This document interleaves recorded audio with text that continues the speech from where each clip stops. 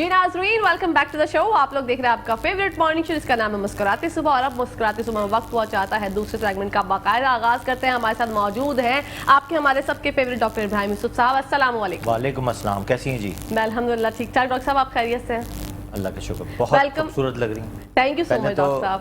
Metro की तारीफ से ज़्यादा आपकी तारीफ करेंगे। Thank you so much doctor साहब। दूसरे नंबर पे मेट्रो इज नंबर 1। बहुत शुक्रिया, आपको हम वेलकम कहते हैं मुस्कुराते सुबह में। और डॉक्टर साहब आपको आज इनवाइट करने का एक बहुत ही अहम मकसद है, क्योंकि बच्चों में बहुत ज़्यादा डायरिया फैलता हुआ देख रही हूँ मैं। हॉस्पिटल्स में मैं देख रही हूँ तादाद बच्चों की जिनको डायरिया इंतहाई तौर पे है, उल्टियाँ मोशंस हैं, पानी भी डाइजेस्ट नहीं कर पा रहे हैं। इसकी बेसिक वजूहात क्या है, किस तरह से पेरेंट्स जो हैं वो एहतियात बरतें, क्योंकि उनको अभी समझ में नहीं आता और हाथ पाँव फूल जाते हैं। अगर ऐसा है कि बच्चे को रात बेरात 12 बजे या 1 बजे हो गए अचानक से 3-4 मोशन, तो फिर उस वक्त में पेरेंट्स क्या करें? जी पहले तो हमारे आवाम को जो है सबसे इम्पॉर्टेंट चीज़ मैं बताना चाहता हूँ कि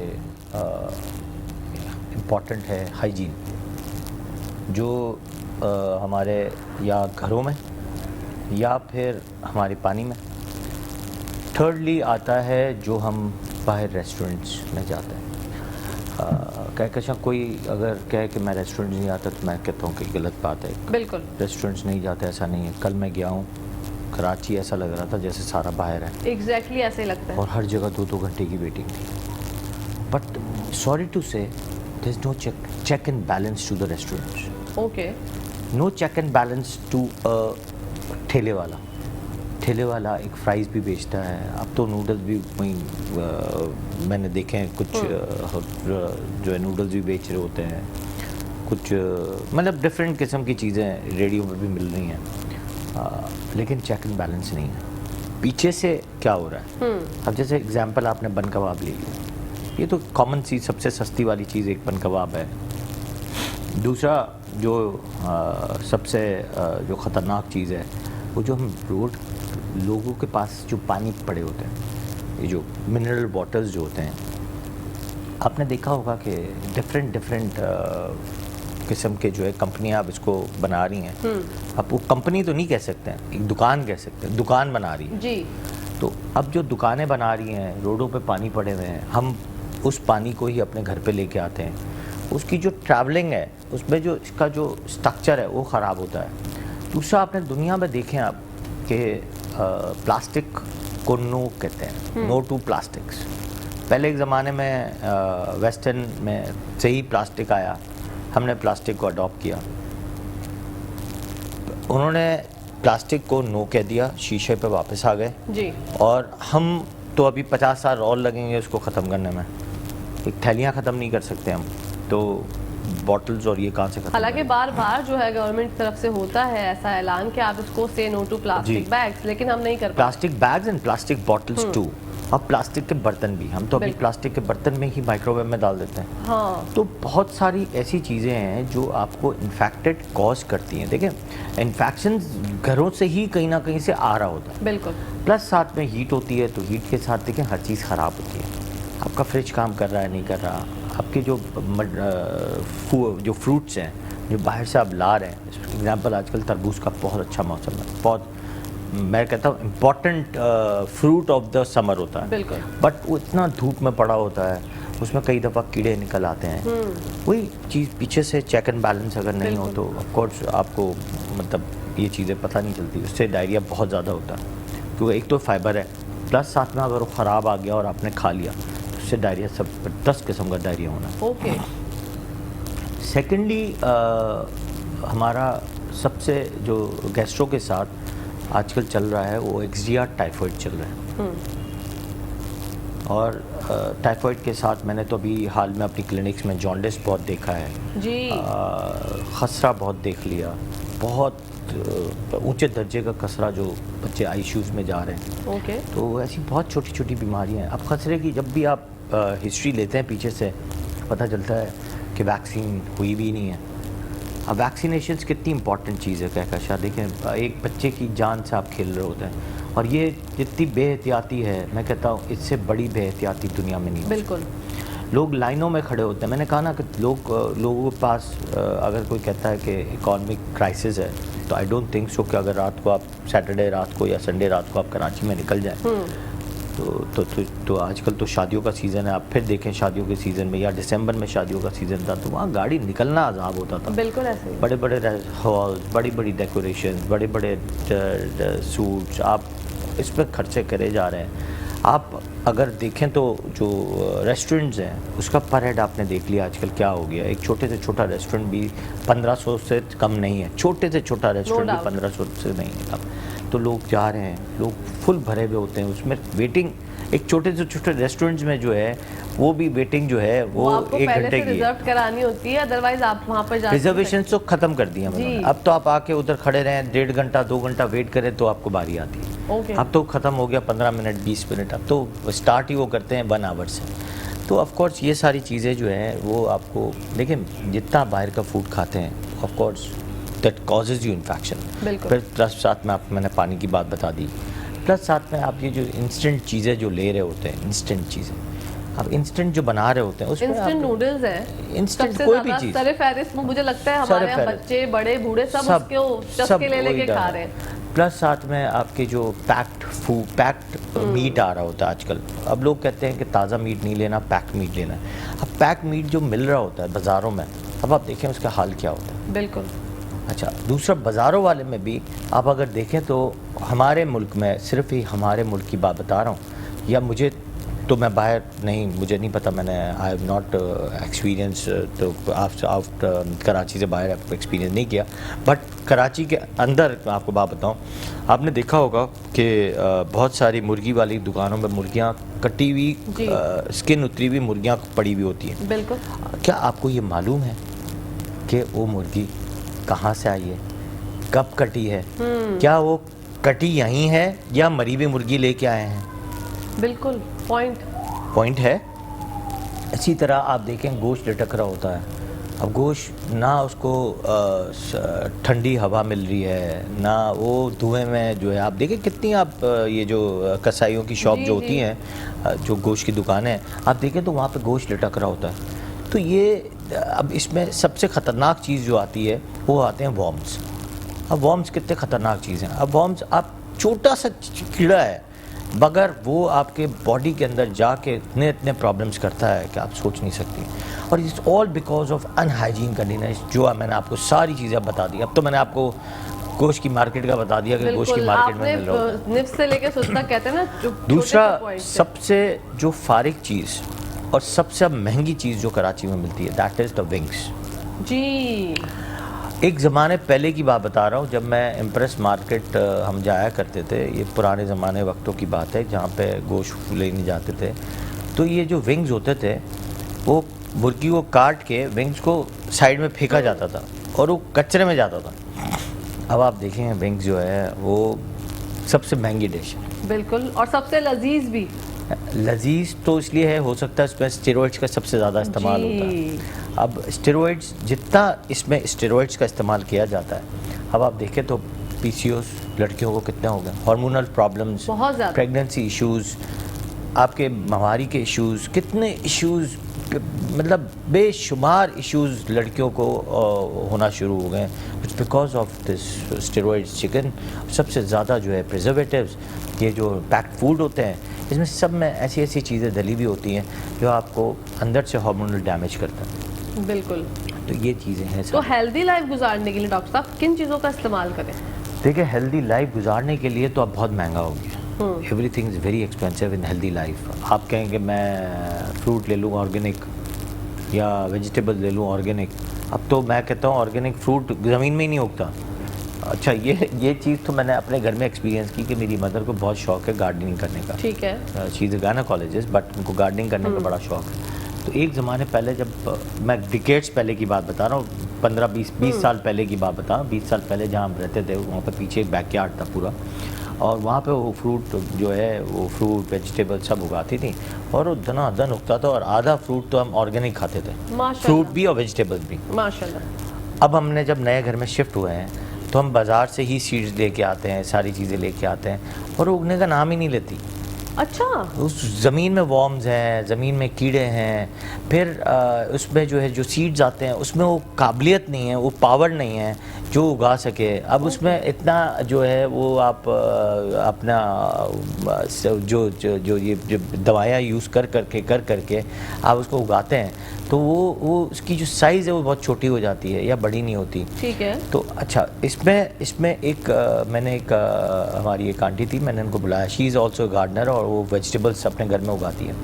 तो व्हाट आई डिड कि मैंने और अम्मी ने इनको मीटिंग के लिए बुलाया कि चलें हम ज़रा डिस्कस करते हैं। तो उन्होंने देखा कीड़े वीड़े हैं, उन्होंने मुझे बड़ी इत्तेफाक से एक बात बताई। उन्होंने कहा आपने देखा कबूतर की जो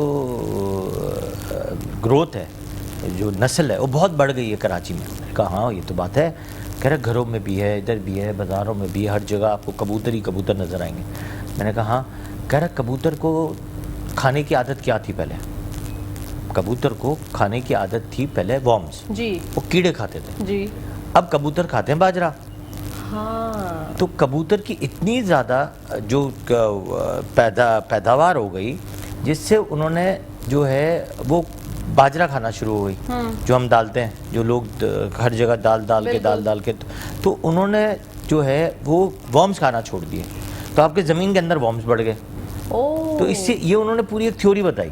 ओके। फिर उन्होंने एक और मज़े की बात बताई। उन्होंने कहा कबूतर आपके घर में अगर हैं तो आदमी कहता है कि यार कोई जानदार इंसान है तो भगाओ नहीं ये और वो।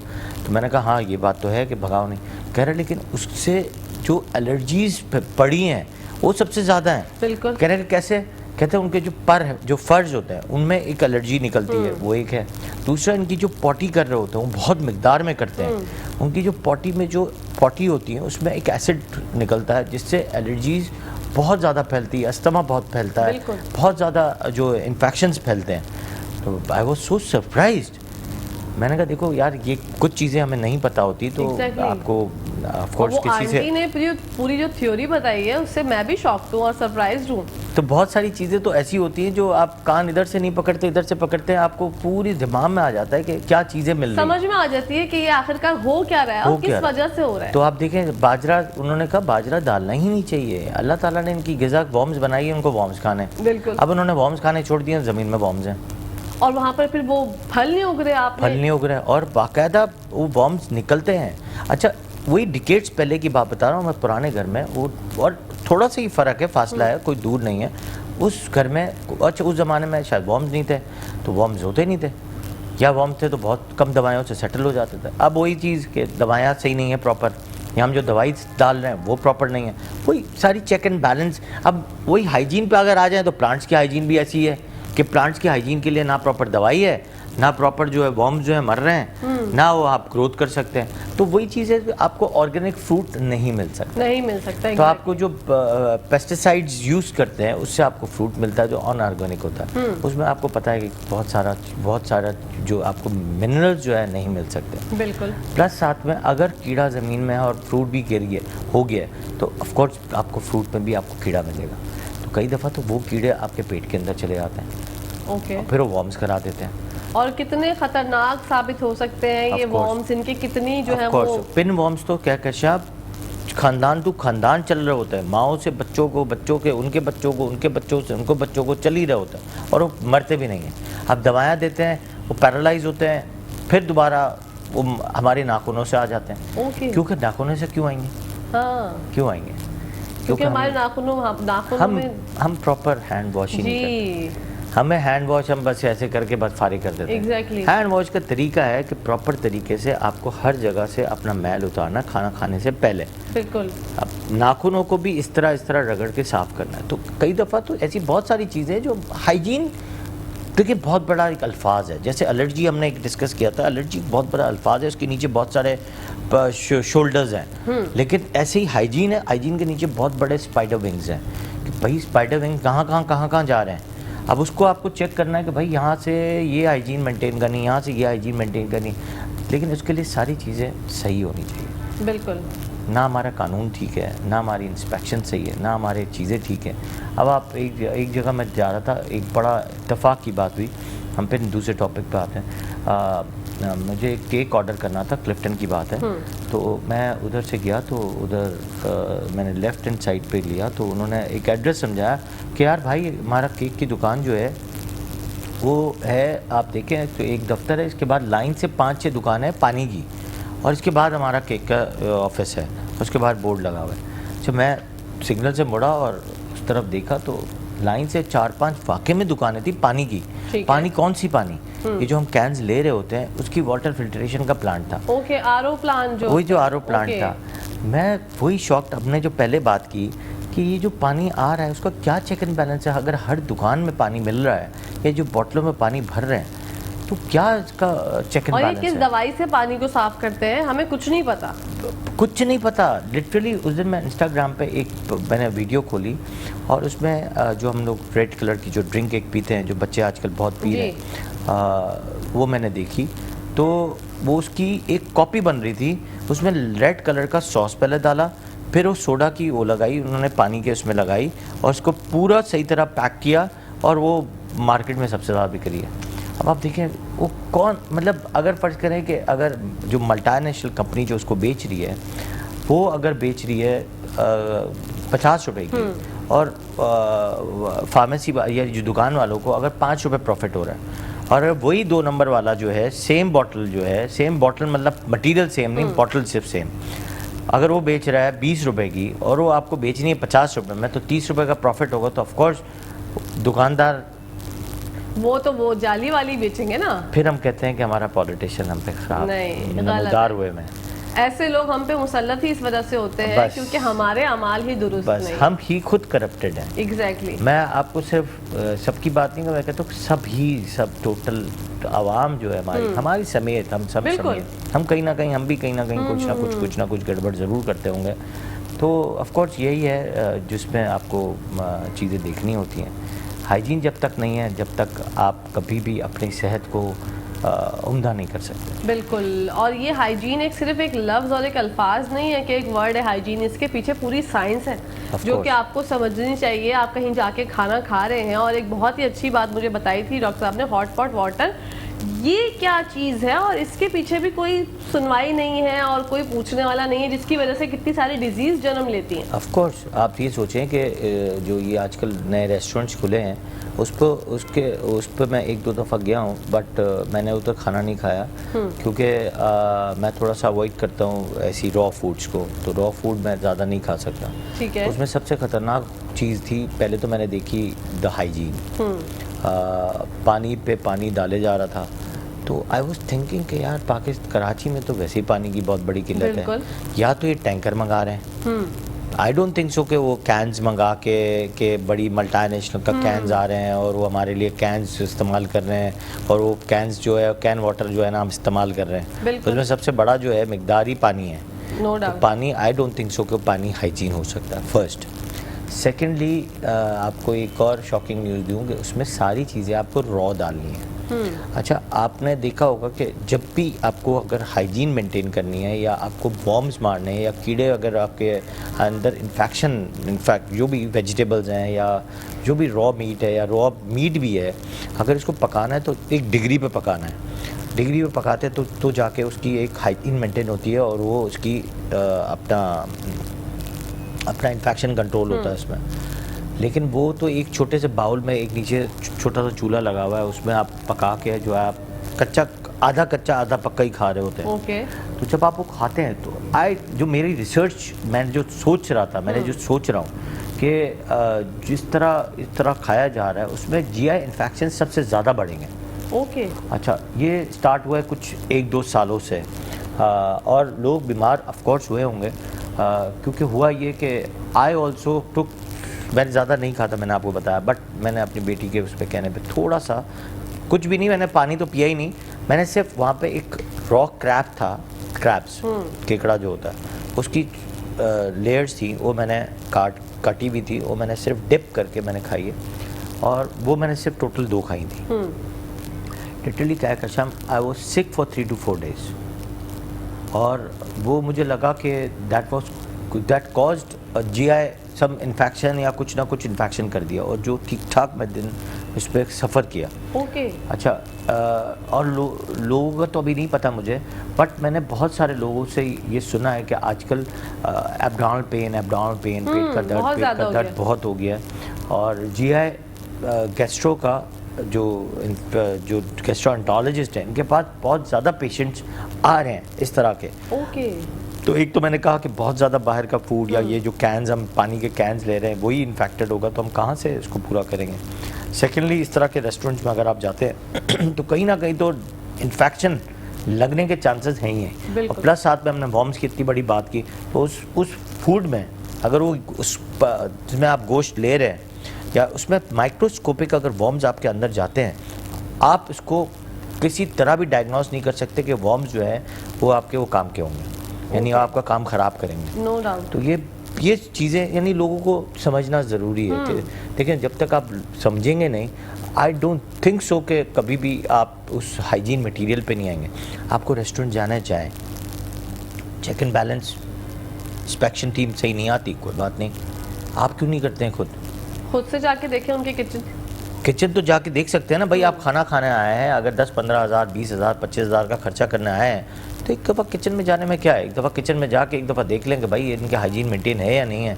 इनका सिर्फ एक तो रिसर्च कर सकते हैं कि ये गोश्त कहाँ से ले रहे हैं, ये चिकन कहाँ से ले रहे हैं, ये पानी कौन सा इस्तेमाल करते हैं, बिल्कुल आपको खिलाने के लिए पानी कौन सा इस्तेमाल करते हैं, वो तेल कौन सा इस्तेमाल करते हैं। सबसे बेसिक आपने तेल की वीडियोस सालों से देखते हुए आ रहे हैं कि कहाँ जाती हैं, बड़े रेस्टोरेंट से लेके छोटे रेस्टोरेंट्स। चिकन भी आपने देखा होगा, बड़े रेस्टोरेंट से केटरिंग की हर जगह जाते हैं, आपने देखा हो तो भर के मरी हुई मुर्गियाँ जो है, कटी हुई मुर्गियाँ भर के, पूरी ट्रक भर के जो है जा रही होती हैं, एक जगह से एक जगह ट्रांसफर होती हैं। लोग लज्जत से खा रहे होते हैं, लोग लज्जत से खा रहे होते हैं, हमें नहीं पता, चेक एंड बैलेंस नहीं है। हम चेक एंड बैलेंस क्यों नहीं करते हैं? हम अगर किसी को लाखों रुपए दे रहे हैं कैटरिंग वाले को, तो हम उसको क्यों नहीं चेक एंड बैलेंस की तरफ लेके जाते हैं? हम कहते हैं भाई कहाँ से आप चिकन ले रहे हो, आप कहाँ से कौन सी चीज़ ले रहे हो, आप घी कौन सा इस्तेमाल कर रहे हो, तेल कौन सा इस्तेमाल कर रहे हो, वो हमारे लिए हाइजीन है कि नहीं है। बिल्कुल, आप सवाल पूछेंगे तो सामने से फिर जवाब आएगा ना। और आपने ऑयल का जिक्र किया डॉक्टर साहब, मैं आजकल ये बहुत सुन रही हूँ कि देसी घी का इस्तेमाल करें, ऑयल को आप अपनी ज़िंदगी से हटा दें, क्या ये दुरुस्त तरीका है? ऑफ कोर्स, क्योंकि देसी घी तो देखें घर में बन सकता है और आराम से आप घर में बना सकते हैं। और घी जो है वो ज़्यादा न्यूट्रिशन होता है और निस्बतन के ऑयल तो आपको पता है पैक्ड होते हैं, और घी जो है खुला मिलता है। और खुला घी भी आपको ये चेक करना है कि कहाँ से मिला है, तो ये चीज़ें भी देखने की बहुत ज़रूरत है। और चीज़ें देखें, चेक करें, लेकिन चेक करना बहुत ज़रूरी है।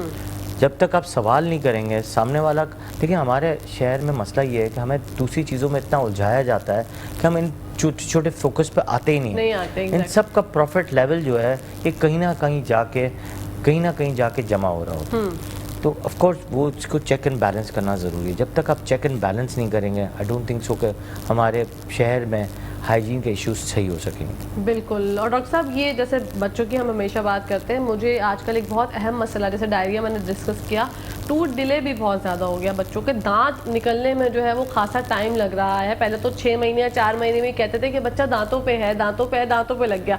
अब जो है साल भर का हो जाता है, बच्चा दांत नहीं आते। वालिदैन कुछ तो होते हैं जिनको अवेयरनेस होती है, वो डॉक्टर्स के पास जाते हैं, कुछ जो है वो बोलते हैं कि आ जाएगी। और स्पीच डिले भी बहुत ज़्यादा हो गया है, तो इस बारे में बताइए। अच्छा, स्पीच को हम इसके बात करते हैं, पहले डेंटल की बात करते हैं। डेंटल इशू सबसे ज़्यादा इसलिए, ये जो डेंटल डिले इसलिए है, एक तो वजह ये हो गई कि हमारे माँ की जो न्यूट्रिशन ग्रोथ है वो इतनी परफेक्ट नहीं थी कि जो बच्चे को इतनी अच्छी मिकदार में न्यूट्रिशन दे। जैसे मैं एक बहुत बड़ी कंपनी के साथ, एक पोर्टफोलियो के साथ काम करता हूँ, जिसका हमारा एक प्रोग्राम है 1000 डेज ऑफ लाइफ। ठीक है। अब 1000 डेज का मतलब क्या है?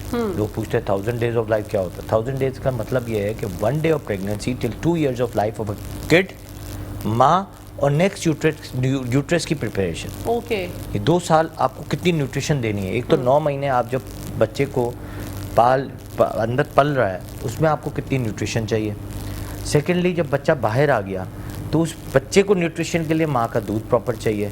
माँ को इतनी न्यूट्रिशन चाहिए कि अपना भी ख्याल रखे और साथ में जो है न्यूट्रिशन का भी ध्यान रखे।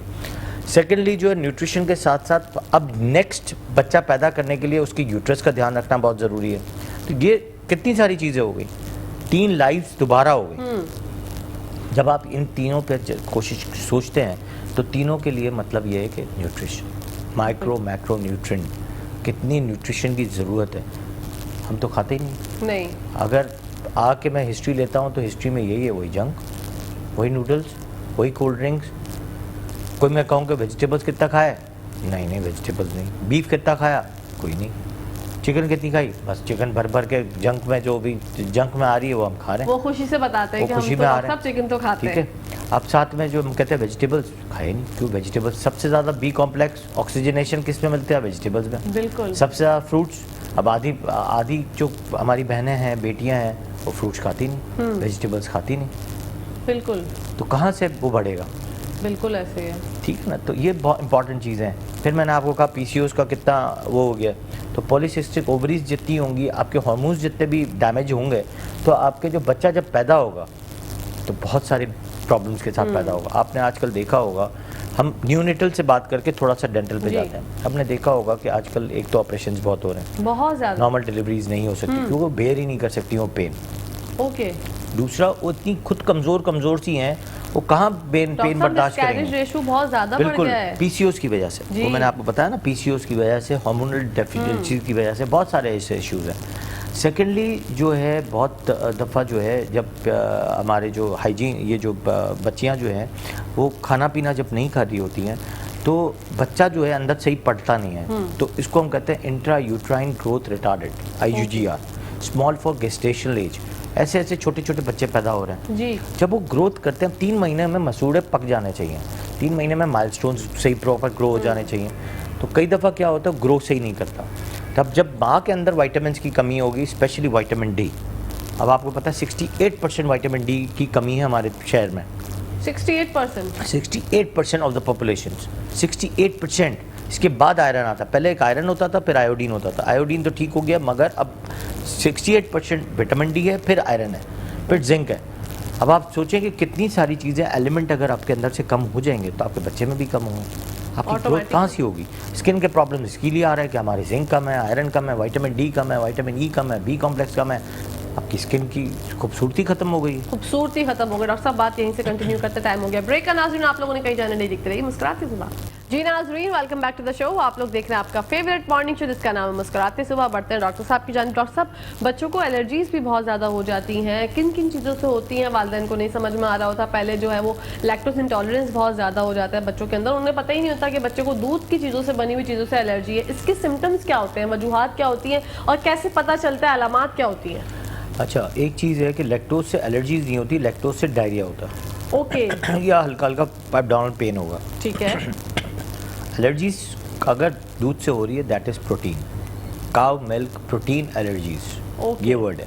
ठीक है। ऐसे ही कोई भी किस्म की हमारी ग़िज़ा के अंदर कोई प्रोटीन होगी और वो आपकी बॉडी के अंदर वो केमिकल रिएक्शन करेगी, तो दैट मीन्स कि वो एलर्जी करा रही होगी। जैसे एग प्रोटीन्स हैं, फिश की प्रोटीन्स हैं, पीनट प्रोटीन्स है। सबसे खतरनाक मूंगफली का दाना है।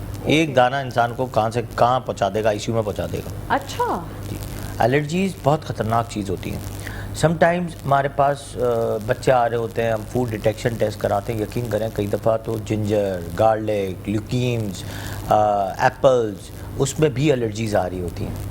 और वो पता ही नहीं चल रहा होता। जब हम फूड डिटेक्शन पे जाते हैं, वो टेस्ट पे, तब जाके पता चलता है कि भाई ये तो सीवियर एलर्जीज हैं इन चीज़ों से। तो बड़ी इंपॉर्टेंट चीज़ें हैं ये। बहुत डॉक्टर साहब, ये पहले हुआ करती थी या ये सब चीज़ें जो हैं वो हम अभी देख रहे हैं?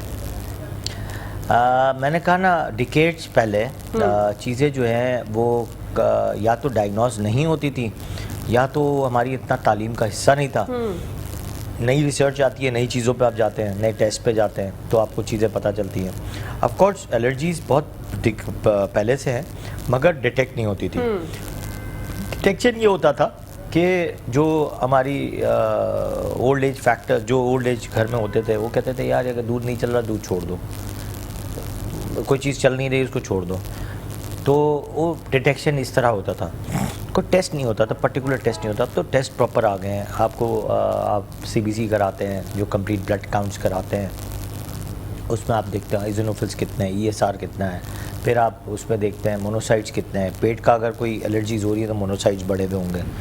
अच्छा, इसके बाद जो है आप IG लेवल करा के देखते हैं। स्टूल में आप देखते हैं वॉर्म्स हैं कि नहीं है। अब वॉर्म्स अलग अलग किस्म के वॉर्म्स हैं। कुछ वॉर्म्स मेट्रोनिडाज़ोल से ठीक होते हैं, कुछ वॉर्म्स एल्बेंडाज़ोल से ठीक होते हैं। वॉर्म्स की भी एक कैटेगरी है। तो वॉर्म्स भी बहुत देख के आपको ट्रीट करना है जी। फिर आजकल जो मैंने आपको बताया कि एच पायलोरी इन्फेक्शन बहुत फैले हुए हैं। एच पायलोरी इन्फेक्शन से भी एलर्जीज, अंदर से एसिड, देखिए जब भी आपके एसिड ग्रो करेगा ना अंदर, तो आपको कहीं ना कहीं एलर्जीज भी होंगी, प्रोटीन के अलावा भी। अगर वो एसिड से एलर्जी है तो एसिड से बार बार आपको कहीं ना कहीं प्रॉब्लम होगा। इसी तरह जो है आपकी एलर्जीज़ का जो सबसे ख़तरनाक चीज़ है आपकी एनाफाइलेक्टिक शॉक में चले जाते हैं। मैंने आपको बताया पीनट से आप आईसीयू तक पहुंच सकते हैं। एनाफाइलेटिक शॉक कहते हैं उसको। अचानक जो है ब्लड प्रेशर गिरा और आप सीधा ऊपर। या चाइनीज़ सॉल्ट, एक आपको दास्तान सुना, यानी स्टोरी है, मतलब कि किसी को एलर्जीज थी, उसको पता नहीं था, फर्स्ट टाइम वो चाइनीज़ रेस्टोरेंट में गए और उन्होंने जो है चाइनीज़ सूप पिया। जैसे ही सूप पिया है वो जो है उनका ब्लड प्रेशर नीचे गिरा है, उनका हार्ट रेट ऊपर आ गया, अचानक जो है पूरी बॉडी रेड हो गई और वो हॉस्पिटलाइज हो गए। उसका डायग्नोसिस यही बनी कि उसमें जो मोनोसोडियम ग्लूकोनेट यूज़ करते हैं, चाइनीज़ सॉल्ट, वो जो है उसमें जो है ये प्रॉब्लम था। अब वो पाकिस्तान हुकूमत को मैंने इसको ये चाइनीज़ सॉल्ट था उसको बैन भी किया, मगर बैन यहाँ पे तो हो नहीं सकता, कुछ नहीं हुआ। मगर उस नाम से नहीं आ रहा। अब वो मुख्तलिफ नाम से मुख्तलिफ शक्लों में आता है, मुख्तलिफ चीज़ों में डला हुआ होता है। और जिनको पता है, जिनको उसका खाने का जायका बड़ा पसंद है, अच्छा, उनको नुकसानात भी पता है। अच्छा, दूसरा बड़े क्यों जायका क्यों है? क्योंकि ये हमारी जो टेस्ट बड है, टेस्ट बड हमारी ज़बान के शुरू में होता है, वो जो टेस्ट बड है मोनोसोडियम ग्लूकोनेट का, वो यहाँ से होता है। और जो यही ग्लूकोनेट के अंदर जो हमारे सेल्स बने हुए हैं वो हमारे ग्लूकोनेट के शेप के हैं। अब उसमें एब्डोमिनल मिग्रेन होना, एलर्जीज होना, मिग्रेन होना, ये सब उन्हीं की कहानी है। ओके। जो हम चीज़ें यूज़ कर रहे होते हैं उससे होता है। अब कितने मसाले हैं उसमें आप खा रहे होते हैं, आपको पता ही नहीं चलता, अचानक आपको मिग्रेन शुरू हो जाता है उससे, अचानक आप घूमना शुरू हो जाते हैं। कितने सॉसेज हैं उससे आपको लगता है यार पेट में दर्द शुरू हो गया। अब कई दफ़ा वो इन्फेक्शन नहीं होता पेट का दर्द, कई दफ़ा वो सिर्फ एब्डोमिनल मिग्रेन होता है, एलर्जी की वजह से होता है। अब वो एक फैक्टर है, प्लस साथ में आपके बॉडी पूरी रेड हो गई। अब या तो आपका ब्लड प्रेशर गिर गया, किसी को एब्डोमिनल पेन, बहुत मिग्रेन, पीरियड्स में पेन लड़कियों को बहुत हो जाता है इस चीज़ों में। तो ये एलर्जी के बहुत बड़ा एक फैक्टर है। वो हमने पहले डिस्कस कर चुके, पूरा एक हमने प्रोग्राम किया था कि एलर्जी के साथ कितने बड़े बड़े शोल्डर्स हैं। इसी तरह वो सारी चीज़ें के शोल्डर्स मतलब बढ़ते बहुत सारी चीज़ें हैं। बिल्कुल। तो ये बहुत सारी चीज़ें जो है वो साथ साथ चल रही होती हैं। तो अब हम डेंटल का काम वहीं रुक गया हमारा। अच्छा, डेंटल का जो है 3 महीने पे दांतों के जो मसूड़े जो है पक जाने चाहिए, मगर वो क्या होता है कि हमारी जो विटामिन डी की कमी की वजह से मोस्ट ऑफ द टाइम क्या होता है, बच्चा देर से चलना सीखता है, बैठता का देर से। कई दफ़ा क्या कशा एक आपको मैं वो शॉकिंग एक चीज़ बताऊं, कई दफ़ा 9 महीने 1 साल का बच्चा भी हमारे पास आता है, हमें लगता है कि यार इसके थोड़े से माइलस्टोन्स डिले हैं। माइलस्टोन्स का मतलब जो वक्त पे चीज़ें, जैसे गर्दन ठहराना, बैठता है, चलता है, उठता है, बैठता है, वो थोड़े से डिलेड है। तो हमें लगता है कुछ अंदाजे से हमें पता लगता है कि शायद ये जो है शायद इसमें न्यूरोलॉजिकल कोई डिफेक्ट होगा। तो हम बहुत सारी चीज़ों पे जा रहे होते हैं, न्यूरोलॉजिकल डिफेक्ट, MRI करा लिया, MRI नॉर्मल, विटामिन के टेस्ट करा लिए, वो भी नॉर्मल आए। लेकिन कई दफ़ा हमें ये पता ही नहीं होता कि यार कुछ छोटी छोटी चीज़ें कमी हो गई उसके अंदर। जैसे उसके अंदर B12 की कमी हो गई, तो भी बच्चा बढ़ेगा नहीं, ग्रो नहीं करेगा, वो पाँव ज़मीन पर चलाएगा ही नहीं। अब कई दफ़ा इसी में B6 की कमी हो गई, विटामिन डी की कमी हो गई, विटामिन C की कमी हो गई, हीमोग्लोबिन बहुत कम है। अब कई दफ़ा तो हम टेस्ट करवाते ही नहीं है ना, पता ही नहीं चलता, 1 साल 1.5 साल तक पता ही नहीं चलता, टेस्ट ही नहीं हुआ है। बिल्कुल। मेरे पास आ रहे होते हैं 1.5 साल 2 साल का बच्चा डिलेड है, जहाँ हमने कुछ नहीं किया, सारी चीज़ें कराई, विजिट किया, कुछ नहीं किया, सिर्फ जंप दिया, कुछ ब्रेन के टॉनिक्स दिए और सिर्फ जंप दिया विटामिन का, प्रॉपर तरीके से विटामिन का जंप दिया, पेशेंट ठीक ठाक सही होना शुरू हो जाता है माशाल्लाह। तो कितनी ये एक फैक्टर है। तो बहुत सारी ऐसी छोटी छोटी चीज़ें हैं जो आप कभी कभी डायग्नोस नहीं कर सकते, बट ये बहुत छोटी छोटी चीज़ें, और ये चीज़ें करें तो ठीक हो जाते हैं पेशेंट। लेकिन स्टिल वही चीज़ है कि पेशेंट का एक तो बाशूर होना बहुत ज़रूरी है। दूसरा एक चीज़ ये है कि नॉलेज एंड इंफॉर्मेशन, इसका बहुत बड़ा एक फुकदान है। अवेयरनेस की बहुत ज़्यादा कमी है। अवेयरनेस की बहुत कमी है। दूसरा गूगल बाबा जी जो हैं, गूगल चाचा, गूगल बाबा जी, गूगल भाई, गूगल ये जितने भी है ना, और जो हमारे कुछ पड़ोसी होते हैं उनसे भी हम लोग हाँ कभी-कभी- पड़ोसी हैं, सबसे बड़ा पड़ोसी नहीं होता, सबसे बड़ी जो आपके घर में आया या मासी जो आ रही होती है जी। वो सबसे बड़ी डॉक्टर होती है। जी जी जी, उनको सब पता होता है। उनको सब पता होता है, वो तो मतलब उसने आज तक कभी पहली क्लास भी नहीं पढ़ी होती है, हाँ। और उसको सब पता होता है। बिल्कुल। तो that makes a very big difference between the health and unhealthy issues ना। तो उसमें डायग्नोसिस नहीं बन सकती। कई दफ़ा कहता है नहीं बढ़ जाएगा, मैं मालिश कर रही हूँ ना, मालिश से बढ़ जाएगा। तो कई दफ़ा मालिश भी कई दफ़ा डैमेज कर देता है। ओके। अब किसी का विटामिन डी बहुत कम है, या उसके कुछ स्पाइनल कॉर्ड में मसला है, आपने कोई चीज़ स्पाइनल कॉर्ड में दबा दी, अब वो बच्चा बढ़ ही नहीं रहा। Oh my God. कितनी इंपॉर्टेंट चीज़ है कि आपको मालिश, भाई मालिश ऐसे नहीं करानी है, कोई इतना सीवियरिटी से बच्चे को हिला जुला कर पूरा हिला देते हैं, पूरा पता नहीं कैसी मालिश करनी चाहिए मालिश बच्चों की? ऑफ कोर्स नॉट, कहीं ऐसा प्रोटोकॉल नहीं है। वेस्टर्न में कोई ऐसी कोई चीज़ें नहीं होती, उनके पास तो टाइम ही नहीं होता। वो कहते हैं कि ना बच्चा आपका हेल्दी नहीं लगता, आपने मालिश देखिए वहाँ पे बच्चे, आप वेस्टर्न में जाएं तो बच्चे जो हैं बढ़ ऐसे आराम से बढ़ रहे होते हैं। नो डाउट वहाँ पे ऐसा कोई कोई है ऐसा ही कॉन्सेप्ट नहीं। हाँ। They are very well to do, इनकी साइंस अच्छी है, इनकी हर चीज़ अच्छी है, और इनके बच्चे जो हैं ग्रोथ भी बहुत अच्छी कर रहे होते हैं। हमारे ग्रोथ जो है करते हैं, बट अनहाइजीन कंडीशन की वजह से आपने देखा कितने छोटे छोटे बच्चे पैदा होते हैं। बिल्कुल। अब वहाँ पे तो ऐसे छोटे बच्चे का कॉन्सेप्ट ही नहीं है। वहाँ पे माशाल्लाह हेल्दी बेबी होते हैं। बिल्कुल। दूसरा एक ऐसा मुल्क है जिसमें तो बच्चा जब माँ के पेट में होता है उस वक्त से इसको प्रिपेयर किया जाता है कि यार ये बच्चा पैदा होगा तो कितना इसको जीनियस बनाना है, कितना इसको हेल्दी बनाना है, कितना बड़ा फाइटर बनाना है, कितना इसको नोबेल प्राइज़ तक लेके जाना है। उन्होंने पहले ही सोच लिया होता है। तो आप सोचें कि ऐसी कौम ही कहाँ से कहाँ पहुँच जाती है, बिल्कुल। और हम तो वहीं के वहीं लटके हुए हैं। बिल्कुल। आज मैं सुबह आते आते एक और वीडियो देख रहा था और मुझे शौक़ हो गया। हमारे पड़ोसी मुल्क जो अभी आज़ाद हुए अफ़गानिस्तान, वहाँ पे एक उन्होंने हेलमेट नाम से एक स्पोर्ट्स कार बनाई है। ओके। और अल जज़ीरा ने इसको प्रमोट किया था उस गाड़ी को। That was the amazing car. उन्होंने Wow. यूएसए और नेटो जो इनकी जो गाड़ियाँ और इनकी जो रिसर्च है उसको तक पीछे छोड़ दिया। अब आप सोचें कि कहाँ अभी वो आज़ाद हुई हुई कौम, और वो इतने साल बाद हुए हैं। हो सकता है टेक्नोलॉजी उन्होंने इतने सालों में यूएस थी वहाँ पे तो टेक्नोलॉजी ले ली हो, मगर मुझे कहकर बहुत अफसोस होता है कि हम दुनिया में सबसे पीछे जा रहे हैं और हमारी हर चीज़ में वी आर बैक फॉल हो गए हैं, बिल्कुल मतलब वी आर ज़ीरो। बिल्कुल डॉक्टर साहब, ये एक अलमिया है जो कि सोचने वाली बात है, और दिल भी दुखता है कि ये क्यों हो रहा है, इस तरह की चीज़ें क्यों हो रही हैं। हालांकि हमारे यहाँ भी किसी चीज़ की कमी नहीं है, टैलेंट की कमी नहीं है, नो डाउट, लेकिन आगे नहीं आने दिया जाता। टैलेंट की कमी नहीं है, टैलेंट को फोर्सली बाहर भेज दिया जाता है। जी। आप सोचें कि मेरे कज़न है, उसके बेटे ने सरसदी यूनिवर्सिटी से कोर्स किया इंजीनियरिंग का, मैकेनिकल इंजीनियरिंग का। 5 दोस्तों ने मिलकर एक गाड़ी बनाई। वाओ। वो गाड़ी जब आई तो उसमें कुछ पेट्रोल का इशू था कि पेट्रोल बहुत कम लेती थी गाड़ी में। एग्जीबिशन में मलेशिया की टीम आई, उन्होंने उनको सबको हायर करने की कोशिश की। उन्होंने कहा नहीं, we have a very big or opportunity. वो जर्मनी चले गए सारे। Oh. Now is working for a very good company in Germany. तो आपको देखिए यहीं का ब्रेन वहाँ वो अपने ब्रेन दे रहा है। अब कितने लोग आप देखें तो अगर हम पड़ोसी मुल्क की बात करें हिंदुस्तान की, तो हमारे और उनके जहन में कोई फ़र्क नहीं है, क्योंकि हम एक ही नस्ल से पैदा हुए हैं। वो एक ही कम्युनिटी थी जो हम हज़ारों साल से एक साथ रहे हुए। तो जीनियसिटी में भी कोई कमी नहीं है, मगर उनकी ऑनेस्टी और हमारी डिसऑनेस्टी। हमारी जो एम्प्लॉयज़ जाते हैं और उनके एम्प्लॉयज़ जाते हैं, वो क्यों आज नंबर 1 पे बैठ के हर लीडरशिप, हर बड़े ब्रांड के लीडरशिप में बैठे हुए हैं? क्यों?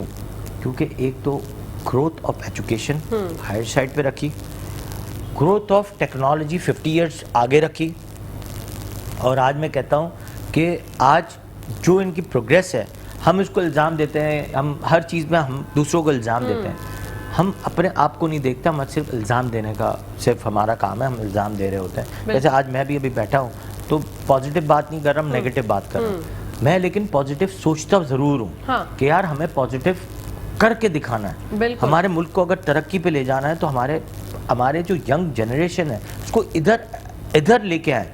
क्यों हम बाहर की कंपनी से बाहर से गाड़ी ले रहे हैं, हम बाहर से मोटरसाइकिल्स क्यों इंपोर्ट करते हैं? हम खुद भी बना सकते हैं, हम हर चीज़ खुद बना सकते हैं, हमारे पास टैलेंट बहुत है, नो डाउट। लेकिन हम उस टैलेंट को भी बाहर भेज देते हैं कि हमारा टैलेंट ही बाहर जाके काम कर रहा होता है। बिल्कुल ऐसे ही है। तो यही इंपॉर्टेंट चीज़ें हैं कि जो अगर हमने आज अभी भी अगर हमने नहीं सोचा, तो मैं कहता हूँ कि आज से और मज़ीद हो सकता है हम उस वक्त ना रहे हों, लेकिन आगे जाके जो आगे वाली और नस्ल है वो तो मुझे नहीं लगता कि वो सर्वाइव भी कर सकेगी। एग्जैक्टली क्योंकि हालात जो है वो मुश्किल से मुश्किल तरीन होते चले डेली बेसिस पे क्या कैसा डेली बेसिस पे आपके हालात बहुत ही मतलब डिज़ास्टर पे आप जा रहे हैं। डेली बेसिस पे आप रोज़ एक चीज़ों पे परेशान होते हैं। दुनिया में ऐसी कोई परेशानियाँ नहीं होती। देखिए आपकी लाइट की परेशानी, पानी की परेशानी, इसकी परेशानी, उसकी परेशानी, आपको नए जनरेशन को मौका नहीं मिल रहा कि वो काम करके दिखाए। Exactly. अगर कोई इलेक्ट्रिकल इंजीनियर है, उनको मौका मिले कि हम एक इलेक्ट्रिक को, आपको नहीं लगता कि इलेक्ट्रिकल इंजीनियर के पास इतना सलाहियत है कि वो पानी से बिजली बना लें? मैं तो इतनी सारी वीडियोस देख रहा होता हूँ, वो एक कैनाल से वो रोटेशन में मशीन घुमाते हैं, वहाँ से इलेक्ट्रिक बना लेते हैं और कहाँ कहाँ चला रहे हैं। बिल्कुल। आज तक हमने सोलर का पैनल नहीं बना सके। तो दैट इज़, देखिए हमारी जीन्स में बहुत पावर है, नो डाउट, बट कहीं ना कहीं डिफ़ॉल्ट है जो हम उसको आगे नहीं बढ़ने देते। कहीं ना कहीं मसला है, कुछ तो गड़बड़ है, कुछ तो गड़बड़ है, नो डाउट। तो ऑफ कोर्स ये आप लोग के एवज से ही सारी बातें होती हैं। मैं आज ऊपर आते हुए जब चैनल पे आया, मैंने कहा देखें मैं अगर कहीं पॉजिटिव की तरफ सोचता हूँ तो मुझे वो पॉजिटिव नहीं सोच पाते, मुझे वो नेगेटिव की तरफ लेके जाएंगे वो। हाँ, मगर आप जैसे ही हजरात जो एंकर्स हैं, जो ऐसी बातें स्क्रीन्स पे आके करते हैं, न्यूज़ चैनल्स हैं, जब तक आप लोग इस चीज़ को इनिशिएट में प्रॉपर तरीके से पॉजिटिव की तरफ नहीं लेके जाएंगे तो हमारा मुल्क, देखिए एंकर्स अगर अच्छे हैं तो बुरे भी हैं, डॉक्टर्स अच्छे हैं तो बुरे भी हैं, इंजीनियर्स अच्छे हैं तो बुरे भी हैं। तो जो अच्छे हैं उनको आगे प्रमोट करना चाहिए, आगे निकलें। जब तक आगे निकलेंगे नहीं, बात देखिए पॉजिटिव नहीं करेंगे, ये मुल्क हमारा है, बेशक ये किसी और का मुल्क नहीं है। अगर हम इसके आज डॉलर 295 पे पहुंच गए तो सिर्फ और सिर्फ हमारी हुकूमत की वजह से और हमारी वजह से, क्यों कहीं ना कहीं हम डिफ़ॉल्ट हैं। बिल्कुल। तो जब तक हम प्रॉपर काम नहीं करेंगे, हमारा एक्सपोर्ट हम नहीं बढ़ाएंगे। मैंने कहा एक्सपोर्ट कर रहे हैं प्रॉपर तरीके से करें, ऑनेस्टी के साथ करें, और उसमें हम डिफ़ॉल्ट करके ख़राब काम करके भेजते हैं, आपको ऑर्डर्स नहीं मिलते हैं। ईमानदारी हमें सिखाई जाती है, दीन इस्लाम में सबसे पहले बोला जाता है। हम सिर्फ दीन इस्लाम को इस्लाम कहते हैं कि हम मुसलमान हैं, मगर we are not a good Muslims. बिल्कुल। जो दूसरे मुस्लिम्स हैं, आप देखें कि हाउ दे वर्क, वो किसी चीज़ों में चीज़ें मिलावट नहीं करते। हमारे यहाँ तो हर चीज़ में मिलावट है। एक चावल है तो चावल में मिलावट है, आटा है उसमें मिलावट है, हल्दी है उसमें मिलावट है, मिर्चियाँ हैं उसमें मिलावट है, गंदम है उसमें मिलावट है, मतलब हर चीज़ में मिलावट है। आप चैनल्स खोलें, सिर्फ चैनल्स में नो डाउट चैनल्स में जो वीडियोस बन रही होती हैं उसको सलूट है, मगर वो पॉजिटिव की तरफ कब आएंगी, एक सवालिया निशान है कब। तो जब तक पॉजिटिव की तरफ नहीं आएंगी, ना आप हाइजीन को मेंटेन कर सकते हैं, ना आप मैं एक पीडियाट्रिशियन हूँ, मुझे बड़ा अफसोस होता है कि मेरी आगे की नस्ल क्या करेगी, मुझे दुख होता है, वो पढ़ेगी कैसे। एक और दर्दनाक अफसोसनाक बात यह है, क्या हमारा हर बच्चे का हक नहीं है पढ़ना? बिल्कुल 99% आवाम को पढ़ना चाहिए, 99%। एज अ पीडियाट्रिशियन एक लर्निंग डिसेबिलिटी पे काम करता हूँ मैं, एक न्यूरोलॉजी का काम करता हूँ, एक साइकेट्रिक उस पर भी काम कर रहा होता हूँ। मुझे लगता है कि हमारे यहाँ पे बहुत बड़ा फुकदान है पढ़ाई का, एजुकेशन लेवल का। No doubt. ना सही तरह पढ़ाई है, पढ़ाई है तो बहुत महंगी है, महंगी है तो अगर 4 बच्चे हैं तो महंगी पढ़ाई नहीं करा सकता, और एक ही पैटर्न को लिए चले जा रहे हैं डॉक्टर साहब, चेंजिंग नहीं है। प्लस साथ में हमारा अगर जो मैट्रिकुलेशन बोर्ड है, अगर वो ख़त्म कर दिया है, क्यों ख़त्म किया है? दुनिया में ऐसा कहीं नहीं होता। तो तालीम कहाँ है? तालीम सिर्फ ओ लेवल ए लेवल नहीं है। Exactly. आपने हमेशा देखा होगा बचपन में कि एक हम सिंध बोर्ड में पढ़ते थे या जो भी हमारी मैट्रिक बोर्ड में पढ़ते थे, और साथ में जो है एक छोटा सा एरिया होता था स्कूल का जिसमें 1-2 क्लासेस होती थी कैम्ब्रिज की। अब कैम्ब्रिज पूरा कवर कर गया और मैट्रिक बोर्ड जो है वो 0 हो गया जी। अब अभी आपने इंस्टाग्राम पे वीडियोस देखी, चीटिंग से लोग बच्चे पास हो रहे हैं। क्या आगे नस्ल निकलेगी? क्या वो डॉक्टर बन सकती है? सही नहीं बन सकते। उसको क्या डॉक्टर की प्रोनाउंसिएशंस आएंगी? नहीं आएंगी। क्या वो इंजीनियर बन सकते हैं? चाहे वो लॉयर्स बन सकते हैं, चाहे वो क्या वो आईटी कंसल्टेंट बन सकते हैं? No doubt. क्या वो आईटी में आगे बढ़ सकते हैं? Of course not. हमारी नस्ल उस दर्जे की बर्बाद हो रही है कि वो आगे जाके नहीं बन सकती है।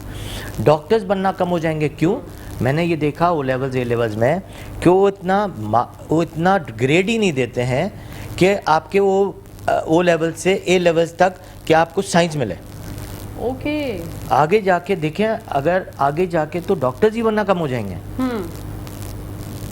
हाँ, आप देखिए मेरे ही कितने खानदान के बच्चे हैं जो हम डॉक्टर्स बने हैं, हम मैट्रिक बोर्ड से पढ़े हैं, लेकिन जो लोग बच्चे जो ए लेवल्स ओ लेवल्स में पढ़ रहे हैं उसमें 20% ही बच्चे वहाँ तक पहुँचते हैं डॉक्टर्स में।